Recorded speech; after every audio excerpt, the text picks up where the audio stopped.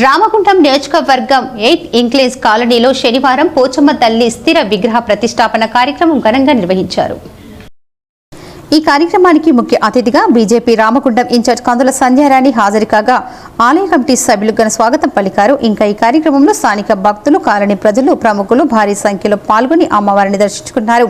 అనంతరం సంధ్యారాణి మాట్లాడుతూ పోచమ్మ తల్లి మన రాష్ట్రంలో ప్రజల ఆత్మవిశ్వాసానికి ప్రతీక అన్నారు.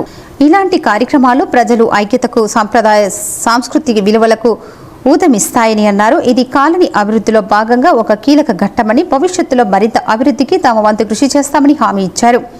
ఈ కార్యక్రమంలో బీజేపీ మండల అధ్యక్షులు శశి, ఊరగుండ అపర్ణ, బీజేపీ సీనియర్ నాయకులు రాజు, మహిళా మోర్చా నాయకురాలు మనోహర్, ఆకుల కుమార్ గౌడ్, లింగం నాయక్, ఐలవేణి అనిల్ కుమార్, ఎస్కే పాషా, దూడపాక కుమార్, జంజర్ల శ్రీనివాస్, కండెస్ సాగర్, నాగేందర్, అంకం కుమార్, మండసాయి, ప్రణీత్, ఆలయ కమిటీ సభ్యులు ఆభాల మొగిలి, జంగిలి లక్ష్మయ్య, రవీందర్ రెడ్డి, పుష్పలత, భాస్కర్, శ్రీనివాస్ తదితరులు పాల్గొన్నారు.